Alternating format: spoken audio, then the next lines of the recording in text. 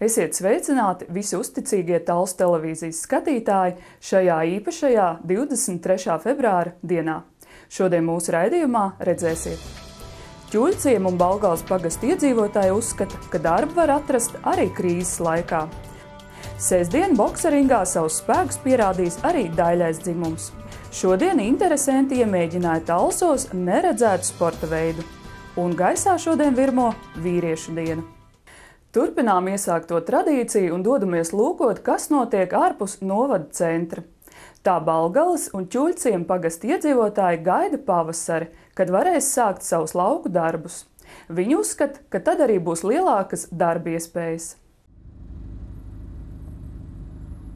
Ķuļciemā ielas gandrīz tukšas, ik pa brīdim vien garām aizbrauc kāds traktors vai mašīna. Bērni pa dienām skolās, bet tie, kas mājās, sildās pie krāsniņām. Nesen lielāku burzmu sarīkoja iedzīvotāju sapulce, kurā tiekoties ar Talsu novada domes deputātiem, varēja uzzināt, kas vietējos iedzīvotājus uztrauc visvairāk. Sāk bija Ķuļu tautas nams.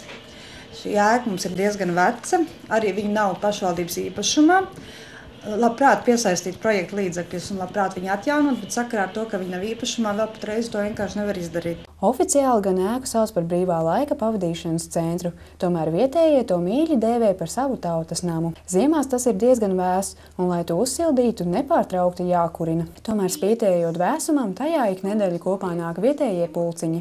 Jaunieši, tie, kas šeit ir uz vietas, tiem mazāk interesē kaut kādas kultūra pasākumi, vairāk viņiem ir sports. Mēs domājam ierīkot jauniešiem tieši sporta tādu istabiņu, kur var būt galda spēles un tādas lietas. Arī Ķuļciemu skārus izbraukšana, bet tie, kas palikuši, ikdienu mēro ceļu uz darba vietām citur. Strādāt ir kur? Nav. Darbs nav. Daudziem nav? Es domāju, ka lielākai daļai te nav. Pārsvarā brauc uz Mērsragu, zivsaimniecības saivu. Pašlaik arī pavasaris tiek gaidīts ar bažām par apkārtējo lauku aplūšanu, kas jau ir bijusi liela nelaime arī iepriekšējos gados. Šajā jautājumā uz Ķuļciemu bijuši atbraukuši pat Rīgas valstsvīri. It kā tam sūknim ir jāstrādā, bet viņiem ir noteikts režīms, kad viņi drīkst viņu slēgt iekšā, kad viņi nedrīkst slēgt iekšā. Diezgan rupji tas bija no tiem rīcniekiem prasītie cilvēki. Cik te ilgi mēs tad gaidīsim, kad mums te kaut ko palīdzēs, kad tā rupji pateica, kad sāks smelties jau mutē, jo mums tur patās ir kanalizācija, tā attīrīšanas iekārta. Ja sāks smelties mutē, tad varbūt tās kaut ko sāks darīt. Tālāk mūsu ceļš ved uz Balgales pagastu, kuru ar Ķuļciemu vieno viens pagasta pārvaldnieks. Balgalē mūs sagaida pirmskolas grupiņa, kurā mācās 5-gadnieki un 6-gadnieki. Skolotāji cer, ka arī nākamgad grupiņās būs vismaz 10 bērnu. Arī tālāk bērnus vecāki izvēlas sūtīt tepat Balgales skolā. Es domāju, kamēr mums ta skola būs, tikmēr laidīs tepat tā.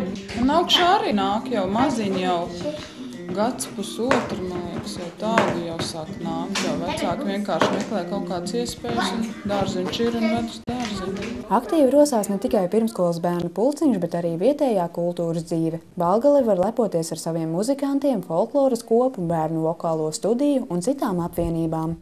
Mums ir gaidāms tāds ļoti jauks pasākums, kā Deju kopas Sarma 10 gadu jubilejas pasākums. Un šogad viņi grib atzīmēt ar tādu lielu vērieru. Arī šeit lielākā problēma esot bezdarbs, tomēr satiktie vietējie iedzīvotāji uzskata, ka visi laiki ir pārdzīvojami. Kaut kas jau notiekās, tā kā jau visur tajās krīzes laikā. Mans vīrs arī ir invalīds, bet viņš vienmēr saka, darbu var atrast, tikai vajag gribēt. No Balgales iedzīvotāji brauc strādāt citur. Arī darba meklējumos pāri robežām devušās pat veselas ģimenes.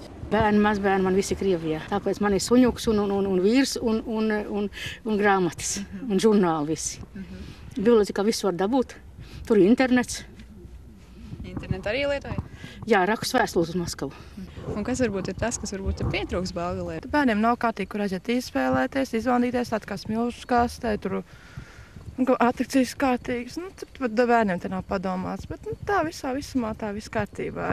Zirnes kundze atzīst, ka augstums nekad par skādi nav nācis, bet tiek gaidīts arī pavasaris, kad jau sarūpētās sēklas varēs dēstīt zemes klēpī, un tad arī citu skats uz dzīvi paliks mundrāks. Paula Negriba, Kaspars Virziņš, Talsu televīzija.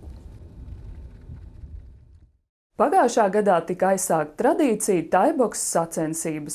Nu gads ir apritējis, un pirms atkal redzēšanās ringā Golden Gym sportisti laiku pavada aktīvi trenējoties.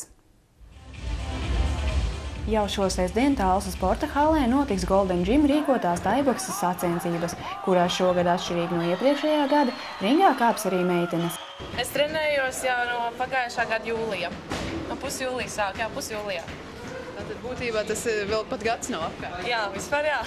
Pusgads varētu tā sanākt vispār. Šīs būs pirmās tādas sacensības, kur piedalīsies? Jā, pirmās, tāpēc man ir mazliet uztraukums. Cik bieži nāc trenēties? Nu, sanāk arī katru dienu no rītiem un otrdienās, ceturtdienās arī vakaros. Un tad es vēl paskrienu. Un tā, galvenais, esmu apņēmusies, kas man ir jāizdara, un tad to es arī izdarīšu. Šogad sacensībās bez vietējiem piedalīsies pārstāvji arī no Igaunijas. Tāpat piedalīsies sportisti no Liepājas, Kuldīgas, Kandavas un Rīgas. Protams, pa jebkurš sportists uztraucas kā pa savu bērnu, es nezinu, ja tā var teikt, tāpēc tas ir sportists, kurais ir ieguldījis laiku, uzmanību, gatavojas viņu cīņām. Treneris Jānis Miķeļšteins atzīst, ka taiboksa kluba vadīšana ir viņa mūža sapnis, un tuvākajā nākotnē ir cerības braukt piedalīties arī sacensībās Taizemē, bet pirms tam sportistiem gan jāuzvar vairākās sacensībās tepat Eiropā. Paula Negriba, Kaspars Virgziņš, Talsu televīzija.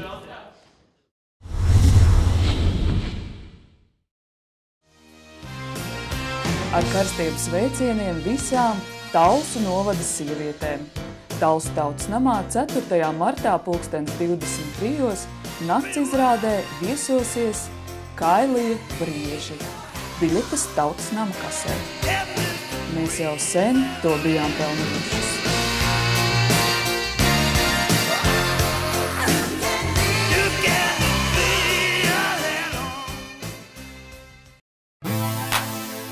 Veikals Bēnes 1, Lerha Puškaiša ielā 2, pašā Talsu centrā.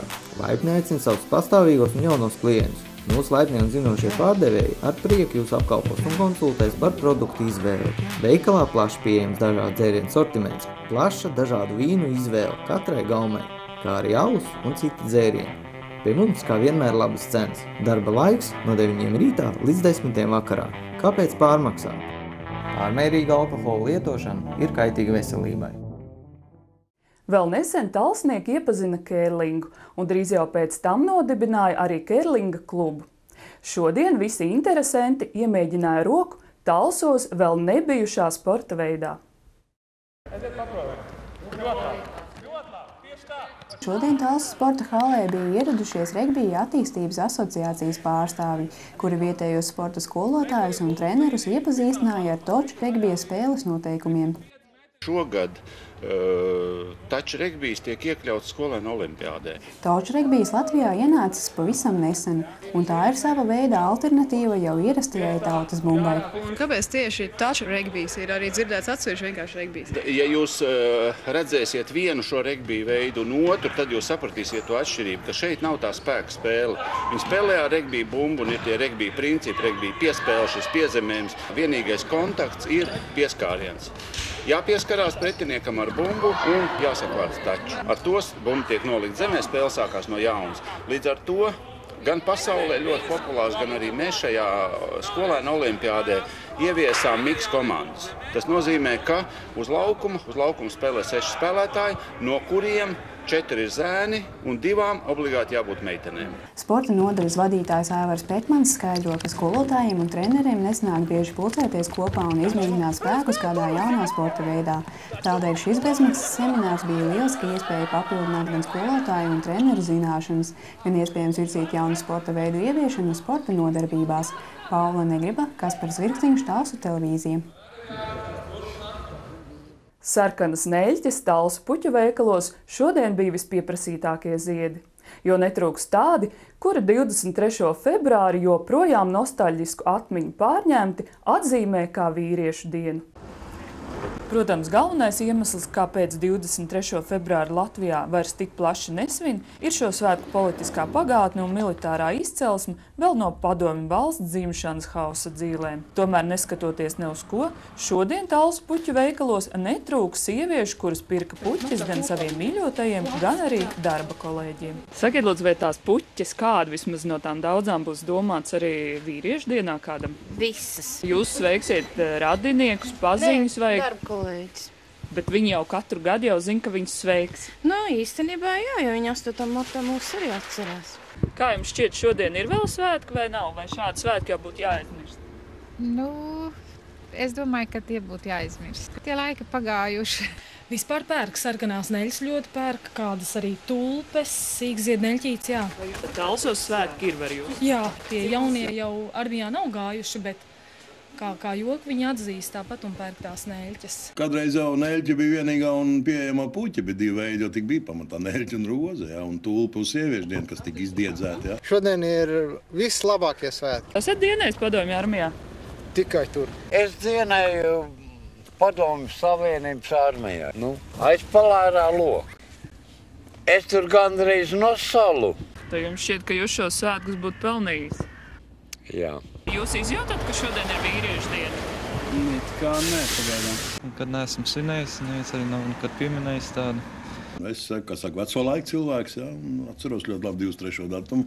Kā mēs sakām, 23. ir Rāvānas diena, pēc tam ir 8. marts, jā, ko arī nedrīkst aizmirst. Svētki viņi ir un savu vārtāvu armijai radot. Es esmu dienas cilvēks un līdz ar to vairāk vai mazāk to atzīstu un atceros. Šim raidījumam tas arī viss, un atvadoties visu Talsu televīzijas meitiņu vārdā, sūtu sveicienus visiem vīriešiem, kuri šodienu tomēr atzīmēja.